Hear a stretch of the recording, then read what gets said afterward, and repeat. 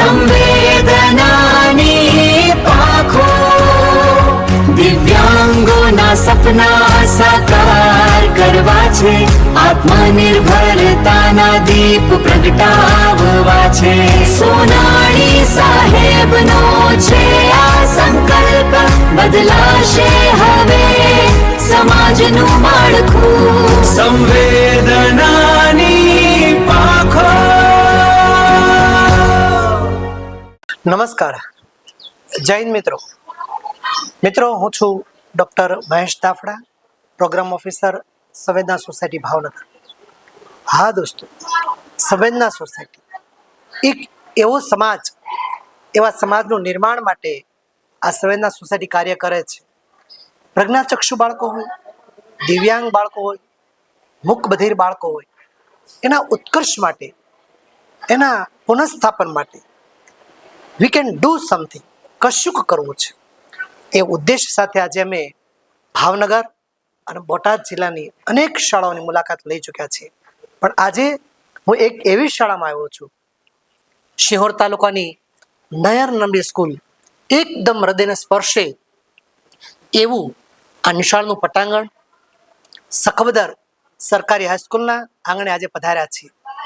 અહીંના શિક્ષકો, અહીંના વિદ્યાર્થીઓ, અહીંના આચાર્યશ્રી, એમની સાથે જ્યારે વાત કરવાનું થયું, એની સમિતિ વિશે વાત કરવાનું થયું, સંવેદના સોસાયટીના હેતુ વિશે, ત્યારે ખરેખર આ શાળાના સમગ્ર પરિવારે ખૂબ જ ઉમળકાથી અમને વધાવ્યા છે.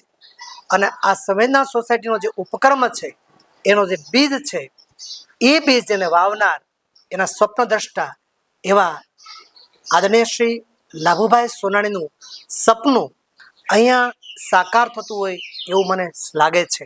મિત્રો, ચાલો આપણે મળીએ છીએ ફરી એકવાર આ મિત્રોને, આ શાળાના આચાર્યશ્રીને, આ શાળાના વિદ્વાન શિક્ષક મિત્રોને અને આ શાળાના સંવેદનશીલ વિદ્યાર્થીઓને મળીએ અને સંવેદનાના સેતુથી શ્રદ્ધાથી વિશ્વાસ સુધી આપણે તેને જોડીએ. એ જ ઉપક્રમ સાથે ફરી એકવાર ધન્યવાદ. ચાલો દોસ્તો, આપણે મળીએ છીએ સખવદર પ્રાથમિક શાળા. નમસ્કાર, હું મકવાણા ભાર્ગવ રમેશભાઈ, સરકારી હાઈસ્કૂલ સખવદરમાં ઇન્ચાર્જ આચાર્ય તરીકે છેલ્લા 4 વર્ષથી ફરજ નિભાવું છું. શાળા એ જ મારો પરિવાર, શિક્ષણ એ જ મારો ધર્મ અને બાળકોની શ્રદ્ધા એ જ મારો વિશ્વાસ. આ જીવન સૂત્ર સાથે હું શાળાને ચલાવું છું. શાળામાં છેલ્લા 6 મહિનાથી અમે સંવેદના સોસાયટીના ઉપક્રમે સંવેદના સોસાયટીની સ્થાપના કરી હતી. આ સંવેદના સોસાયટીની જે પ્રવૃત્તિઓ છે એ બાળકોના જીવન શિક્ષણમાં ખૂબ જ સભર છે. અને આ જે પ્રવૃત્તિઓ છે જેનાથી ભારતના બાળકો, એટલે કે શાળાના બાળકો અને એનાથી જે બાળકોનો વિકાસ છે એ ખૂબ જ સારો થાય છે.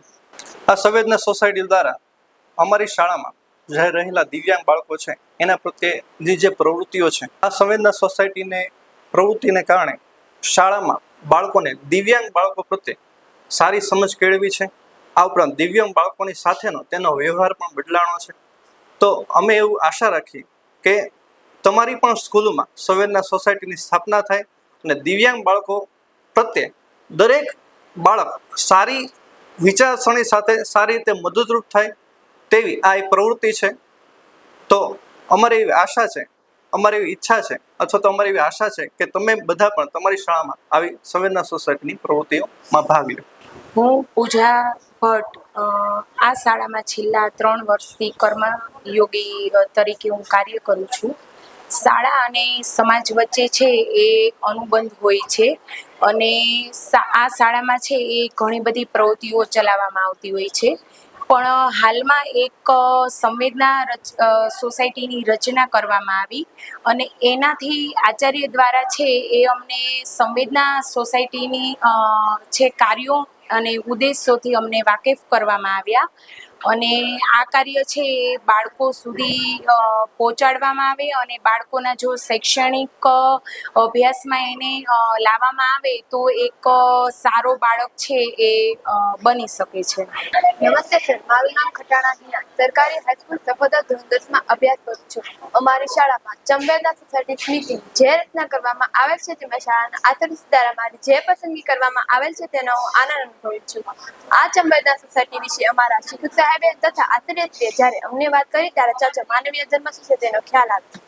ચંબેદના સોસાયટી વિશે વિશેષ ટક જ નહીં કહી શકું, પરંતુ એટલું તો ચોક્કસ કહીશ કે હું આજે કે આવતીકાલે જે સ્થાન ઉપર જઈશ ત્યાં આ દિવ્યાંગ, પ્રજ્ઞાચક્ષુ કે મુકુબધિર સમુદાયને મારાથી થતી બધી જ મદદ કરીશ અને તે જ મારા માટે સાચો માનવ ધર્મ બની રહેશે.